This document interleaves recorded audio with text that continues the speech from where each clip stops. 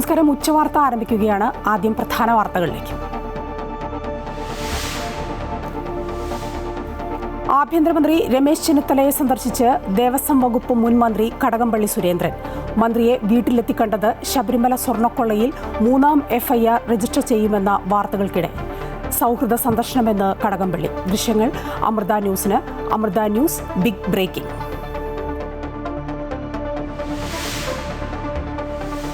സർക്കാരിന്റെ അനുമതിയില്ലാതെ വിഴിഞ്ഞത്ത് ഓഹരി വിൽക്കാൻ കഴിയില്ലെന്ന് മുഖ്യമന്ത്രി നിയമസഭയിൽ.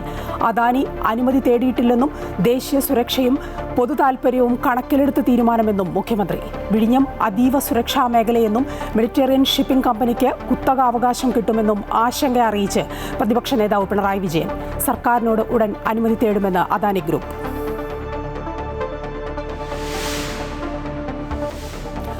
അയോധ്യ ക്ഷേത്രക്കൊള്ള ED അന്വേഷിച്ചേക്കും. ED അന്വേഷണം ആവശ്യപ്പെട്ട് UP പോലീസ് കത്ത് നൽകും. അനധികൃത പണ ഇടപാടുകളിൽ അന്വേഷണം. അറസ്റ്റിലായ പ്രതികളെ വിശദമായി ചോദ്യം ചെയ്യുന്നു.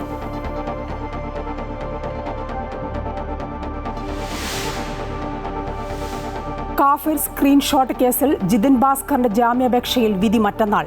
വാദം പൂർത്തിയായി. കാപ്പ കേസിൽ അറസ്റ്റിലായ തിരുവനന്തപുരം കോർപ്പറേഷനിലെ BJP കൗൺസിലർ R. സുഗതനെ നെടുമങ്ങാട് കോടതിയിൽ ഹാജരാക്കി. 2 ദിവസത്തേക്ക് കസ്റ്റഡി അപേക്ഷ നൽകി പോലീസ്. ജാമ്യം ലഭിച്ച് 1 മാസത്തിനകം സത്യപ്രതിജ്ഞ ചെയ്തില്ലെങ്കിൽ സുഗതന് കൗൺസിലർ സ്ഥാനം നഷ്ടമാവും.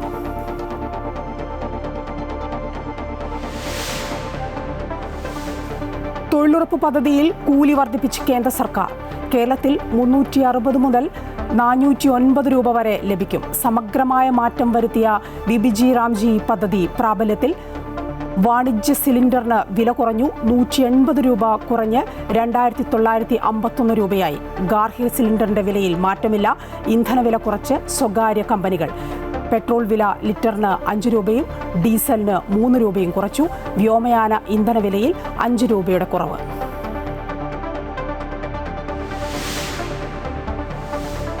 ലോകകപ്പ് ഫുട്ബോളിൽ ഇക്വഡോറിനെ വീഴ്ത്തി മെക്സിക്കോ പ്രീ ക്വാർട്ടറിൽ.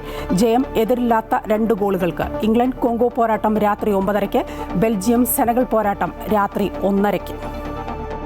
ആഭ്യന്തരമന്ത്രി രമേശ് ചെന്നിത്തലയെ സന്ദർശിച്ച് മുൻ ദേവസ്വം മന്ത്രി കടകംപള്ളി സുരേന്ദ്രൻ.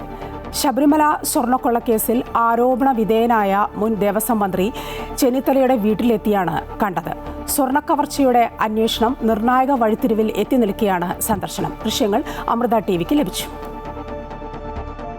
ശബരിമല സ്വർണ്ണക്കൊള്ളയിൽ ഹൈക്കോടതി നിയോഗിച്ച പ്രത്യേക അന്വേഷണ സംഘം മുൻ ദേവസ്വം ബോർഡ് പ്രസിഡന്റ് PS പ്രശാന്തിനെ കൂടി പ്രതിപ്പട്ടികയിൽ ഉൾപ്പെടുത്താൻ ഹൈക്കോടതി നിർദ്ദേശിച്ച സാഹചര്യത്തിലാണ് കേസിൽ ആരോപണ വിധേയനായ മുൻ മന്ത്രി കടകംപള്ളി സുരേന്ദ്രൻ ആഭ്യന്തരമന്ത്രി രമേശ് ചെന്നിത്തലയെ അദ്ദേഹത്തിന്റെ വീട്ടിലെത്തി കണ്ടത്. തന്റെ സുഹൃത്തിനെ കാണാൻ എത്തിയതാണ് എന്നായിരുന്നു കടകംപള്ളിയുടെ പ്രതികരണം. പുതിയ UDF സർക്കാർ അധികാരത്തിലെത്തിയ ശേഷം കേസിന്റെ കുറ്റപത്രം സമർപ്പണത്തിലേക്ക് എത്തി നിൽക്കെയാണ് കൂടുതൽ പ്രതികളുണ്ടെന്ന് വ്യക്തമാക്കുന്ന രീതിയിൽ PS പ്രശാന്തിന്റെ പങ്ക് കൂടി വ്യക്തമാക്കി കോടതിയിൽ റിപ്പോർട്ട് നൽകിയത്. അതേസമയം കേസിലെ 2ാം പ്രതി ഉണ്ണികൃഷ്ണൻ പോറ്റിയുമായുള്ള മുൻ മന്ത്രി കടകംപള്ളി സുരേന്ദ്രന്റെ കൂടിക്കാഴ്ചയുടെ ദൃശ്യങ്ങൾ പുറത്തുവന്നിരുന്നുവെങ്കിലും ആദ്യഘട്ടത്തിൽ ചോദ്യം ചെയ്യാൻ തയ്യാറാകാതിരുന്ന SIT കടകംപള്ളി സുരേന്ദ്രനെയും ചോദ്യം ചെയ്തിരുന്നു. ഇതിനുശേഷമാണ് PS പ്രശാന്തിൽ നിന്നും മൊഴി രേഖപ്പെടുത്തിയത്. എന്നാൽ പ്രശാന്തിനെ മാത്രം പ്രതിപ്പട്ടികയിൽ ഉൾപ്പെടുത്താനാണ് തയ്യാറായിരിക്കുന്നത്. കൂടിക്കാഴ്ചയുടെ ഉദ്ദേശം വ്യക്തമല്ലെങ്കിലും കേസിൽ ആരോപണ വിധേയനായ മുൻ മന്ത്രി ആഭ്യന്തര വകുപ്പ് മന്ത്രിയെ കണ്ടത് ഭരണപക്ഷത്തെയും പ്രതിപക്ഷത്തെയും ഒരേപോലെ പ്രതിസന്ധിയിലാക്കും. അമൃത ന്യൂസ്, തിരുവനന്തപുരം. ഒത്തുതീർപ്പ് രാഷ്ട്രീയമാണ് ഇപ്പോൾ നടക്കുന്നത് എന്ന് രാഷ്ട്രീയ നിരീക്ഷകൻ അഡ്വക്കേറ്റ് ജയശങ്കർ അമൃത ന്യൂസിനോട് പ്രതികരിച്ചു. സ്വർണ്ണക്കൊള്ളയിൽ കുറ്റക്കാരെ കണ്ടെത്തണമെന്നും അദ്ദേഹം പറഞ്ഞു. കടകംപള്ളി സുരേന്ദ്രൻ രമേശ് ചെന്നിത്തലയെ കാണാനായിട്ട് കഴിഞ്ഞിട്ട് മുമ്പത്തെ ആഴ്ച തന്നെ ഒരു സമയം ചോദിച്ചിരുന്നു. അദ്ദേഹത്തെ കാണാൻ ഇന്നാണ് അവസരം കിട്ടിയത്. അതുകൊണ്ട് അവിടെ പോയി. അവിടെ ചെന്ന് ഉപ്പുമാവും പഴവും കഴിച്ചു, കാപ്പിയും കുടിച്ചു എന്നൊരു വിശദീകരണമായിരിക്കും പുറകെ വരിക. പക്ഷെ നമുക്കറിയാം ഈ ശബരിമല സ്വർണ്ണക്കുള്ള കേസ് അതിൻ്റെ ഒരു നിർണായക ഘട്ടത്തിലേക്ക് എത്തിക്കൊണ്ടിരിക്കുകയാണ്. ദേവസ്വം തിരുവിതാംകൂർ ദേവസ്വം ബോർഡ് പ്രസിഡന്റായിരുന്ന PS പ്രശാന്തിനെ കൂടി പ്രതിയാക്കുന്നു. അപ്പോൾ കൂടുതൽ വിപുലമായ തലത്തിലേക്ക് അന്വേഷണം പോകുന്നു എന്ന ഒരു സംഗതി നിൽക്കുമ്പോഴാണ് ഇപ്പൊ ഇങ്ങനെ വളരെ അനൗപചാരികമായ കൂടിക്കാഴ്ച നടന്നത്. അത് എന്തുകൊണ്ടാണെന്നുള്ളത് കടകംപള്ളിയെ വിശദീകരിക്കണം, ചെന്നിത്തല വിശദീകരിക്കണം. ഇനിയിപ്പോ അഥവാ കടകംപള്ളിയെ പോലീസ് അന്വേഷിക്കത്തില്ല, അദ്ദേഹത്തെ അറസ്റ്റ് ചെയ്യുന്നില്ലെങ്കിൽ ഇത് രമേശ് ചെന്നിത്തലക്കായിരിക്കും വലിയ ചീത്തപ്പേരായിട്ട് മാറുക. കാരണം എന്താ വെച്ചാൽ ചെന്നിത്തല കടകംപള്ളിയെ സംരക്ഷിച്ചു എന്ന രീതിയിലുള്ള ഒരു ആരോപണം ഉടനെ തന്നെ ഉയർന്നു വരാൻ സാധ്യതയുണ്ട്. അതുകൊണ്ട് പ്രത്യേക അന്വേഷണ സംഘം അവരുടെ ജോലി ചെയ്യട്ടെ, ആഭ്യന്തരമന്ത്രി അദ്ദേഹത്തിന്റെ ജോലി ചെയ്യട്ടെ. കടകംപള്ളി സുരേന്ദ്രൻ അന്വേഷണ സംഘം പഴിവാതിൽ എത്തുന്നവരെ കാത്തിരിക്കട്ടെ. അത് നമുക്ക് പറയാൻ പറ്റുമോ? കുറ്റപത്രം ഏതായാലും ഇപ്പൊ തന്നെ വൈകി. മാത്രമല്ല ഇതുപോലുള്ള കേസുകളൊന്നും അങ്ങനെ കൃത്യം 90% കുറ്റപത്രം കൊടുക്കാൻ പറ്റില്ല. അത്രയും സങ്കീർണമായ കാര്യങ്ങളാണ് കണ്ടുപിടിക്കാനുള്ളത്. ഒരു കുത്തുകേസോ കൊലക്കേസോ ഒന്നും അല്ലല്ലോ. സ്വാഭാവികമായിട്ടും അന്വേഷണം പൂർത്തിയാക്കാനും തെളിവുകളെല്ലാം സമാഹരിക്കാനും അത് കോടതി മുമ്പിൽ എത്തിക്കാനും സമയമെടുക്കും. ഏതായാലും ഇപ്പൊ തന്നെ വൈകി എന്ന് കരുതിയിട്ട് പ്രതികളാകാൻ സാധ്യതയുള്ള അല്ലെങ്കിൽ പ്രതികളാകേണ്ട ആളുകളെ ഒഴിവാക്കി കുറ്റപത്രം കൊടുക്കുന്നതിൽ കഥയില്ല. എല്ലാ പ്രതികളെയും കടന്നു എല്ലാവരെയും നിയമത്തിന് മുമ്പിൽ കൊണ്ടുവരും. ഇപ്പൊ കടകംപള്ളിയാണെങ്കിൽ കടകംപള്ളി, അതല്ല വാസവനാണെങ്കിൽ വാസവൻ, മറ്റാരെങ്കിലും ആണെങ്കിൽ അവരൊക്കെ ഇതിനകത്ത് പ്രതികളായിട്ട് വരണം. എന്നല്ലേ ഈ കേസിന് ഒരു ഫലമുണ്ടാകും. വിഴിഞ്ഞം തുറമുഖത്തെ ഓഹരി കൈമാറ്റത്തിലൂടെ ഒറ്റ കമ്പനിയിലേക്ക് എല്ലാം കേന്ദ്രീകരിക്കപ്പെടുമെന്നും വികസന സാധ്യതകൾ ഇല്ലാതാകുമെന്നും പ്രതിപക്ഷ നേതാവ് പിണറായി വിജയൻ. കരാറിൽ മാറ്റം വരുത്തിയാലും ഓഹരി കൈമാറിയാലും സംസ്ഥാന സർക്കാർ അറിയണമെന്നായിരുന്നു പിണറായി വിജയൻ സബ്മിഷനായി പറഞ്ഞത്. സംസ്ഥാനത്തിന്റെ താൽപര്യം സംരക്ഷിച്ചുകൊണ്ട് മാത്രമേ വിഴിഞ്ഞത്ത് മുന്നോട്ടു പോകൂ എന്നും ദേശീയ സുരക്ഷ, പൊതു താൽപര്യം, നിക്ഷേപങ്ങളെ പ്രോത്സാഹിപ്പിക്കൽ, മത്സര സാധ്യത ഉറപ്പുവരുത്തൽ, വിഴിഞ്ഞത്തിന്റെ ദീർഘദൂര വികസനം എന്നീ കാര്യങ്ങൾ പരിഗണിച്ചു മാത്രമേ തീരുമാനമെടുക്കൂവെന്ന് മുഖ്യമന്ത്രി വി.ഡി. സതീശൻ വ്യക്തമാക്കി.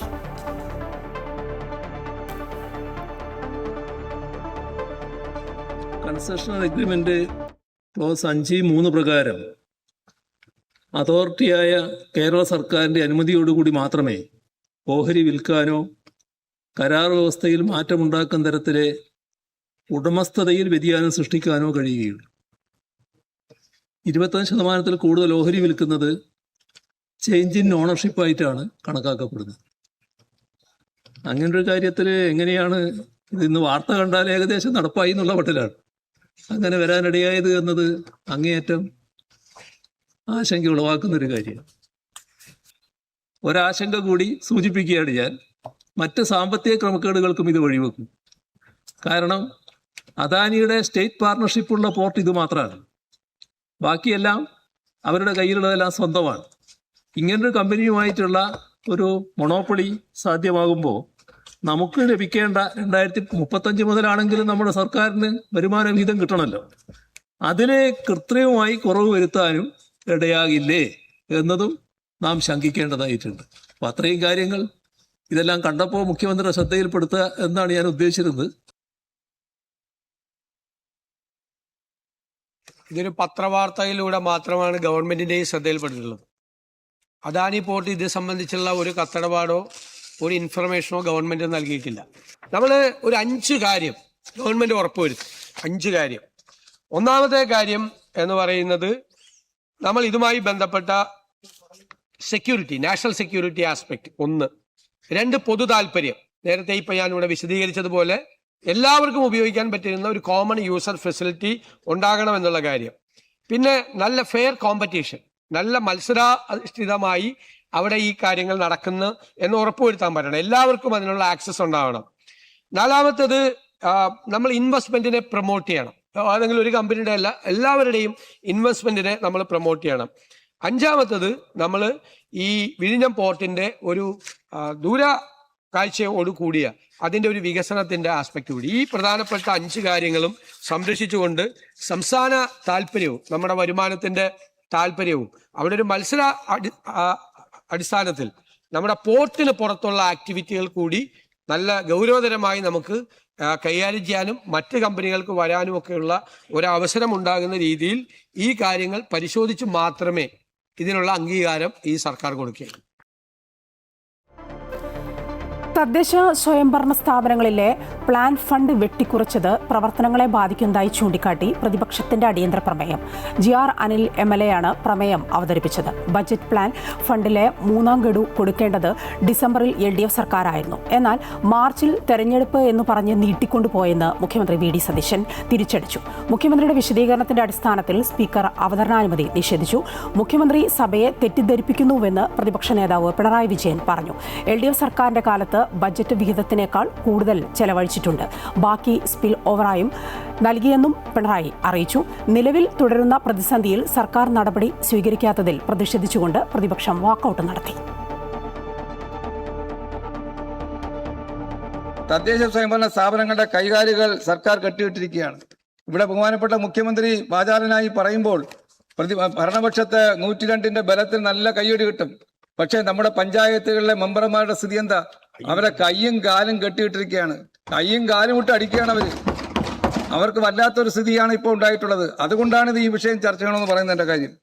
സാമ്പത്തികമായി അവയെ പരിഞ്ഞു മുറുക്കിയിരിക്കുകയാണ് സാർ. ദൈനംദിന പ്രവർത്തനങ്ങൾ പോലും നിലയ്ക്കുന്ന അവസ്ഥയായിട്ടുണ്ട്. ലോകം ചർച്ച ചെയ്ത പ്രാദേശിക വികസനത്തിലെ കേരള മോഡലിന്റെ കടക്കൽ കത്തിവെക്കുകയാണ് സാർ UDF സർക്കാർ. തദ്ദേശ സ്വയംഭരണ സ്ഥാപനങ്ങളുടെ പ്ലാൻ ഫണ്ട് വെട്ടിക്കുറച്ചതും സ്പിൽ ഓവർ അനുവദിക്കാത്തതും മൂലം തദ്ദേശ സ്വയംഭരണ സ്ഥാപനങ്ങൾ ഗുരുതരമായ സാമ്പത്തിക പ്രതിസന്ധിയാണ് സാർ. 2025-26 ബജറ്റിൽ അന്നത്തെ സർക്കാർ വച്ചിരുന്ന തുകയുടെ എത്രയാ കുറച്ചത്? 3-ാം ഗഡു കൊടുത്തില്ല. എത്രയാ 3-ാം ഗഡു? 2150 കോടി രൂപ കൊടുക്കാതെ പോയവരാണ് നിങ്ങൾ. എന്നിട്ട് 2150 കോടി രൂപ കൊടുക്കാതെ ഭരണം വിട്ടുപോയ ആളുകൾ 1533 കോടി രൂപ പ്ലാനിൽ കുറച്ചതിനെ ചോദ്യം ചെയ്യാം. എന്തൊരു തമാശയാണ്. ഇനി അതിന് മറുപടി പറഞ്ഞെന്താ? തെരഞ്ഞെടുപ്പ് ആയതുകൊണ്ട് 3-ാം ഗഡു കൊടുക്കാൻ പറ്റില്ല. തെരഞ്ഞെടുപ്പ് വന്നത് അറിയില്ല ആർക്കും. മാത്രമല്ല 3-ാം ഗഡു കൊടുക്കേണ്ടത് മാർച്ചിലാണോ? 3-ാം ഗഡു കൊടുക്കേണ്ടത് ഡിസംബറിലായിരുന്നു. അടിയന്തരമായി തിരുത്തേണ്ടതാണ്. അദ്ദേഹം തിരുത്തുമെന്നൊരു വാചകമേ കണ്ടില്ല, അതിൻ്റെ ഒരു സമീപനവും കണ്ടില്ല. അതുകൊണ്ടാണ് ഇവിടെ നെഹ്റുവിയൻ നയം നേരത്തെ ഉപേക്ഷിക്കുന്ന നില സ്വീകരിച്ചു. ഇപ്പോൾ ഗാന്ധിയെയും കൂടി ഉപേക്ഷിക്കുന്ന നിലയാണ് വരുന്നത്. സർ, മഹാത്മാഗാന്ധിയുടെ സങ്കല്പമായിരുന്നു ഗ്രാമസ്വരാജ്. അതിൻ്റെ തുടർച്ചയായി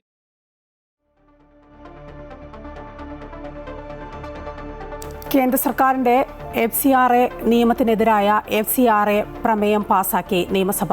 പ്രമേയത്തിന് എതിരായ V. മുരളീധരൻ്റെ ഭേദഗതി വോട്ടിനിട്ട് തള്ളി. കൂടുതൽ വിവരങ്ങളുമായി രജിത്ത് ചേരുകയാണ്. രജിത്ത്, വിവിധ വിഷയങ്ങളിൽ വ്യത്യസ്ത അഭിപ്രായമുള്ള ഭരണപക്ഷവും പ്രതിപക്ഷവും FCRA നിയമത്തിനെതിരായ FCRA പ്രമേയം പാസാക്കിയിരിക്കുന്നു അല്ലേ നമ്മുടെ നിയമസഭയിൽ? FCRA നിയമത്തിനെതിരായ പ്രമേയമാണ്. കേന്ദ്ര സർക്കാരിന്റെ FCRA നിയമത്തിനെതിരായ പ്രമേയമാണ് മുഖ്യമന്ത്രി സഭയിൽ അല്പം മുമ്പ് അവതരിപ്പിച്ചത്. അതിൽ 2 ഭേദഗതികളാണ് ഉണ്ടായി വന്നത്. അതിൽ തന്നെ ആദ്യത്തെ ഭേദഗതി V. മുരളീധരൻ BJPയുടെ ഭാഗത്തു നിന്നും V. മുരളീധരനാണ് ഭേദഗതി അവതരിപ്പിച്ചത്.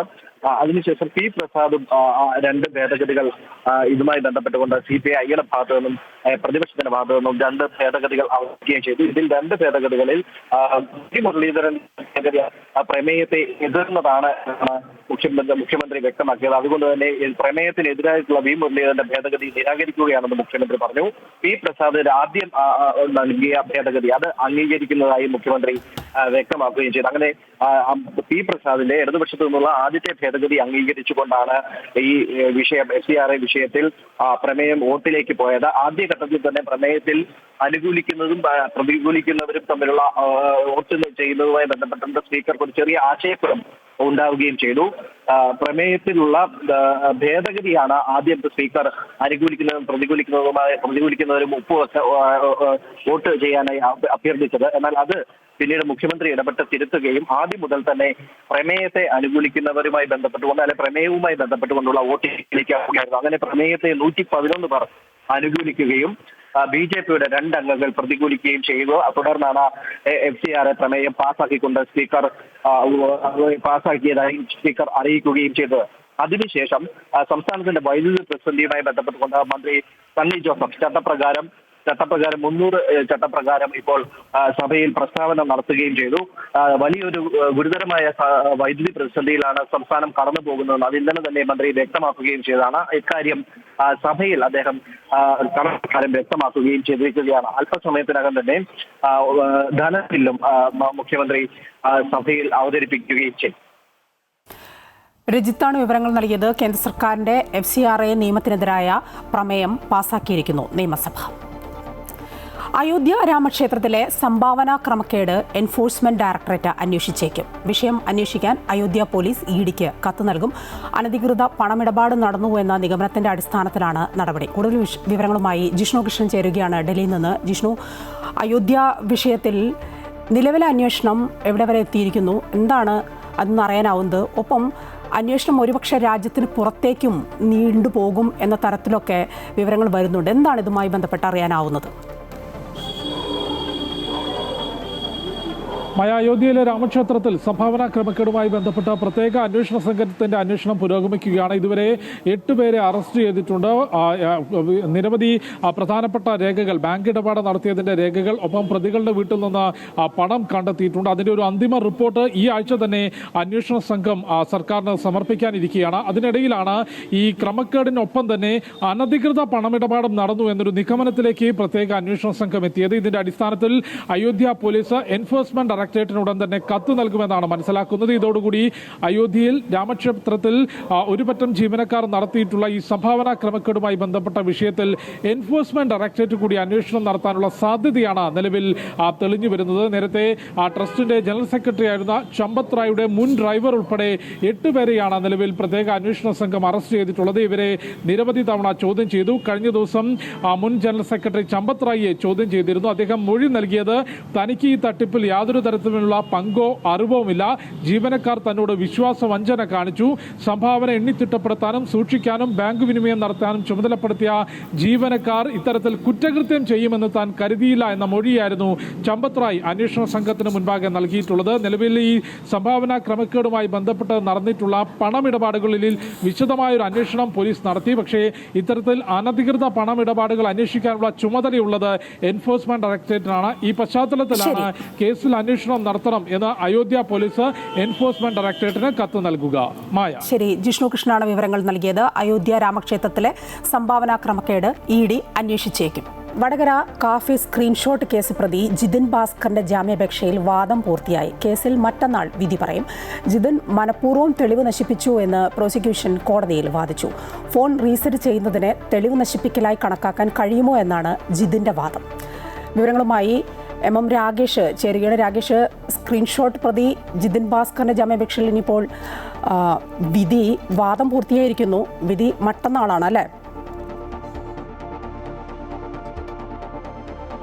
അതെ, ജിതിൻ ഭാസ്കറിന്റെ ജാമ്യാപേക്ഷയിൽ വാദം പൂർത്തിയായി. വിധി മറ്റന്നാൾ പറയും. കോഴിക്കോട് ജില്ലാ സെഷൻസ് കോടതിയാണ് ജാമ്യാപേക്ഷ ഉൾപ്പെടെ പരിഗണിച്ചിരുന്നത്. ജിതിൻ മനഃപൂർവ്വം തെളിവ് നശിപ്പിച്ചു എന്നാണ് പ്രോസിക്യൂഷൻ കോടതിയിൽ വാദിച്ചിട്ടുള്ളത്. ഫോൺ റീസെറ്റ് ചെയ്യുന്നതിനെ തെളിവ് നശിപ്പിക്കലായി കണക്കാക്കാനാവില്ല, അല്ലെങ്കിൽ കണക്കാക്കാൻ കഴിയുമോ എന്നുള്ളതാണ് ജിതിൻ്റെ അഭിഭാഷകൻ്റെ ചോദ്യം. അഡ്വക്കേറ്റ് KM രാംദാസ് ആണ് ജിതിന് വേണ്ടി ഹാജരായിട്ടുള്ളത്. ഫോണിലെ രേഖകൾ തിരിച്ചു കിട്ടാനാകാത്ത വിധമാണ് ജിതിൻ നശിപ്പിച്ചത് എന്നുള്ളതാണ് ഇതിന് മറുവാദമായി പ്രോസിക്യൂഷൻ കോടതിയിൽ ഉന്നയിച്ചിട്ടുള്ളത്. ശാസ്ത്രീയ പരിശോധനാ ഫലവും കോടതിയിൽ സമർപ്പിച്ചിട്ടുണ്ട് എന്നുള്ളതാണ് പ്രോസിക്യൂഷൻ്റെ ഭാഗത്തു നിന്നും ഇന്ന് കോടതിയിൽ ഉണ്ടായിട്ടുള്ള നടപടി. അതേസമയം നടന്നത് രാഷ്ട്രീയ വേട്ടയാണെന്നാണ് ജിതിൻ പറയുന്നത്. ഫോൺ റീസെറ്റ് ചെയ്യുന്നതിനെ ഒരിക്കലും തെളിവ് നശിപ്പിക്കലായി കണക്കാക്കാൻ കഴിയില്ല എന്നുള്ളതാണ് ജിതിൻ്റെ അഭിഭാഷകൻ്റെ വാദം.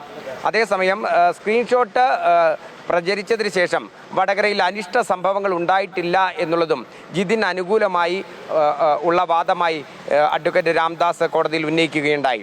നേരത്തെ വടകര കോടതിയിൽ ജാമ്യാപേക്ഷ നൽകിയിരുന്നു. ഈ വടകര കോടതിയിൽ നൽകിയ ജാമ്യാപേക്ഷ തള്ളിയതിനെ തുടർന്നാണ് വീണ്ടും ജില്ലാ സെഷൻസ് കോടതിയിൽ ഇത്തരത്തിൽ ജിതിൻ ജാമ്യാപേക്ഷ നൽകിയിട്ടുള്ളത്. വാദം പൂർത്തിയായി. മറ്റന്നാൾ വിധി പറയും. ഒപ്പം തന്നെ 3-ാം തീയതി റിബേഷ് രാമകൃഷ്ണൻ എന്ന് പറയുന്ന ഈ കേസിലുണ്ടായിരുന്ന മറ്റൊരു പ്രതിയാണ്. അദ്ദേഹത്തെ SIT ചോദ്യം ചെയ്യുന്നത് ഉൾപ്പെടെയുള്ള കാര്യങ്ങളിലേക്ക് നടപടികളിലേക്ക് കടന്നിരുന്നു. അദ്ദേഹത്തിൻ്റെ ജാമ്യാപേക്ഷയും 3-ാം തീയതി പരിഗണിക്കുന്ന ഒരു സാഹചര്യം കൂടെയുണ്ട്. വടകര സ്ക്വാഡ് എന്ന വാട്സപ്പ് ഗ്രൂപ്പിലൂടെ റിബേഷ് രാമകൃഷ്ണൻ ഇത്തരത്തിൽ സ്ക്രീൻഷോട്ടുകൾ പ്രചരിപ്പിച്ചു എന്നുള്ളതായിരുന്നു ഈ വിഷയവുമായി ബന്ധപ്പെട്ട് റിബേഷ് രാമകൃഷ്ണൻ്റെ എതിരെയുള്ള SITയുടെ കണ്ടെത്തൽ. 16-ാം തീയതി മുതൽ ഇതിൽ ജിതിൻ ഭാസ്കർ ഇപ്പോൾ റിമാൻഡിലാണ്. അദ്ദേഹത്തിൻ്റെ ജാമ്യാപേക്ഷയിൽ മറ്റന്നാൾ എന്തായിരിക്കും വിധി എന്നാണ് ഇനി അറിയാനുള്ളത്. ശരി, രാകേഷാണ് വിവരങ്ങൾ നൽകിക്കൊണ്ടിരുന്നത്. കാഫി സ്ക്രീൻഷോട്ട് കേസിൽ ജിതിൻ ഭാസ്കറിന്റെ ജാമ്യാപേക്ഷയിൽ മറ്റന്നാൾ വിധി പറയും കോടതി. തിരുവനന്തപുരം നഗരസഭ BJP കൗൺസിലറും കാപ്പ കേസ് പ്രതിയുമായ R സുഗതനെ വൈദ്യപരിശോധനയ്ക്ക് ശേഷം കോടതിയിലെത്തിച്ചു. വാഹനത്തിൽ വെച്ച് പോലീസ് മോശമായി പെരുമാറിയെന്ന് സുഗതൻ പറഞ്ഞു. കൂടുതൽ വിവരങ്ങളുമായി ആദര ചേരുകയാണ്. ആദര, എന്താണ് വിവരങ്ങൾ?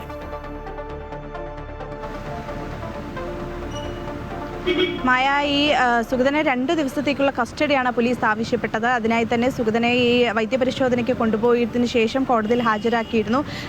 പിന്നീട് വാദം കേട്ട കോടതിയിലാണ് സുഗതൻ ഇത്തരത്തിൽ ഈ പോലീസ് വാഹനത്തിൽ വെച്ച് വട്ടിയൂർക്കാവ് SI ഈ സുഗതനോട് മോശമായി പെരുമാറി എന്ന രീതിയിലുള്ള ഒരു ആരോപണം ഉന്നയിച്ചത്. അത് കോടതി കേട്ടു. ഇത്തരത്തിൽ ഇങ്ങനെ, അതായത് കസ്റ്റഡിയിൽ വിട്ടു നൽകാത്ത മുൻപ് തന്നെ ഇത്തരത്തിലൊരു ആരോപണം ഉന്നയിക്കപ്പെടുമ്പോൾ എങ്ങനെയാണ് ഈ സുഗതനെ 2 ദിവസത്തെ പോലീസ് കസ്റ്റഡിയിലേക്ക് വിടുക എന്നുള്ളതാണ് കോടതി ഉന്നയിച്ച ചോദ്യം. അതുകൊണ്ട് തന്നെ വിശദമായ രീതിയിലുള്ള കോടതി ഈ സുഗതന്റെ പരാതി കോടതി കേട്ടിട്ടുണ്ട്. കോടതി ആ പരാതി എഴുതിയെടുത്തിട്ടുണ്ട്.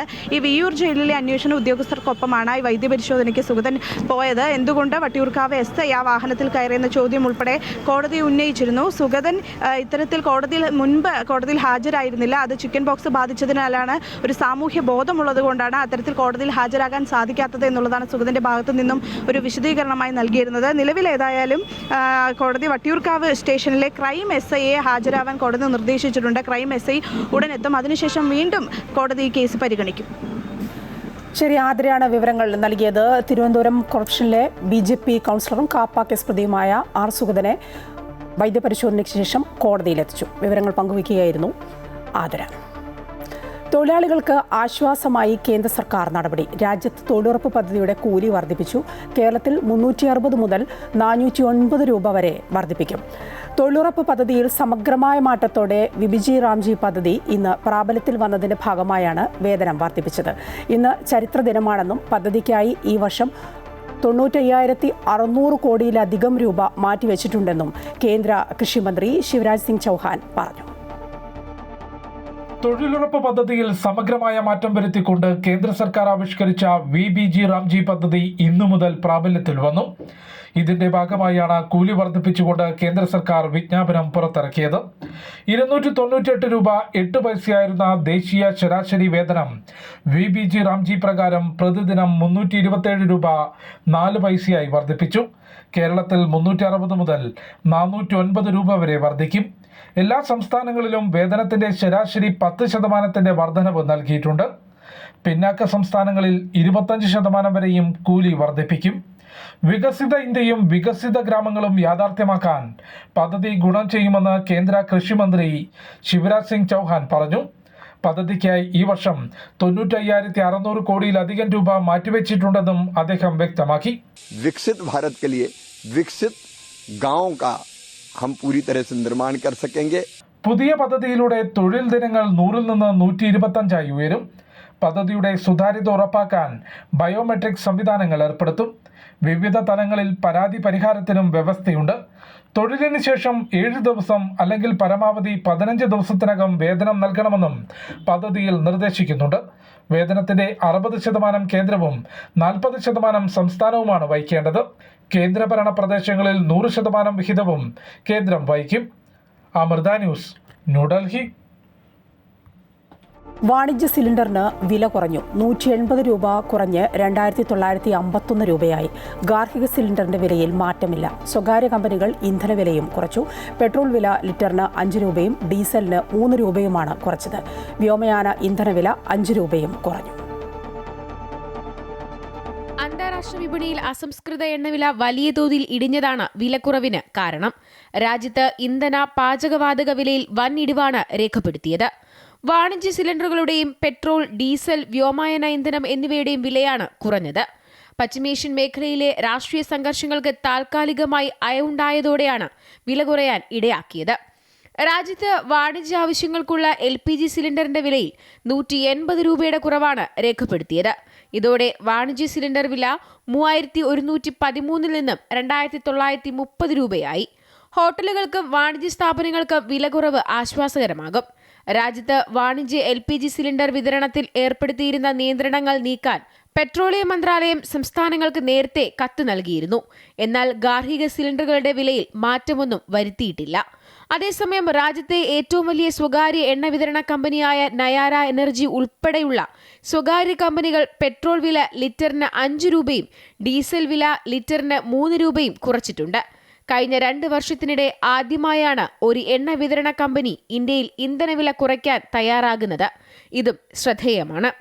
കൂടാതെ പശ്ചിമേഷ്യൻ പ്രതിസന്ധിയുടെ ഘട്ടത്തിൽ ചരിത്രത്തിലെ ഏറ്റവും ഉയർന്ന നിരക്കിലെത്തിയിരുന്ന വ്യോമയാന ഇന്ധനത്തിന്റെ വിലയിലും ലിറ്ററിന് 5 രൂപയുടെ കുറവ് വരുത്തിയതോടെ പുതിയ നിരക്ക് ലിറ്ററിന് 110 രൂപയായി കുറഞ്ഞിട്ടുണ്ട്. പൊതുവിപണിയിലും വ്യോമയാന മേഖലയിലും വലിയ ആശ്വാസം പകരുന്നതാണ് നിലവിലെ ഈ വിലക്കുറവ്.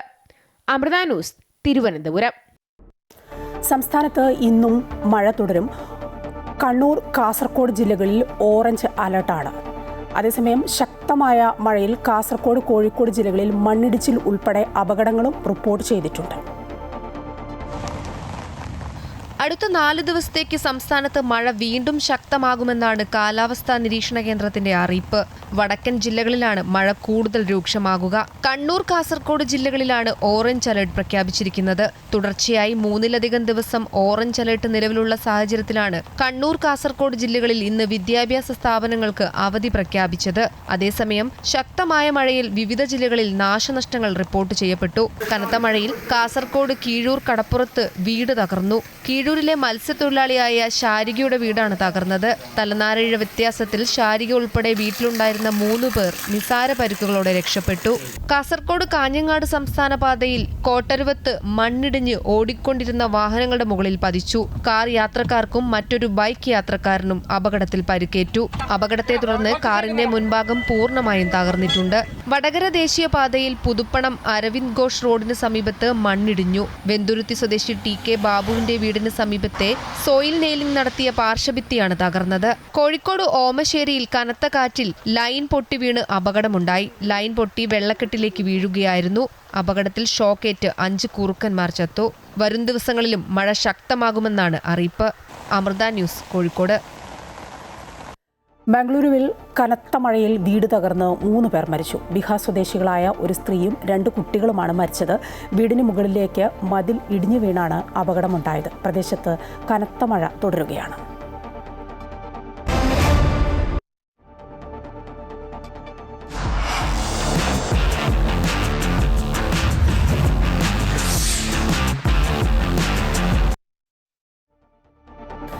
ലോകകപ്പ് ഫുട്ബോളിൽ ഇക്വഡോറിനെ വീഴ്ത്തി മെക്സിക്കോ പ്രീ ക്വാർട്ടറിലെത്തി. എതിരില്ലാത്ത 2 ഗോളുകൾക്കായിരുന്നു ആതിഥേയരുടെ ജയം.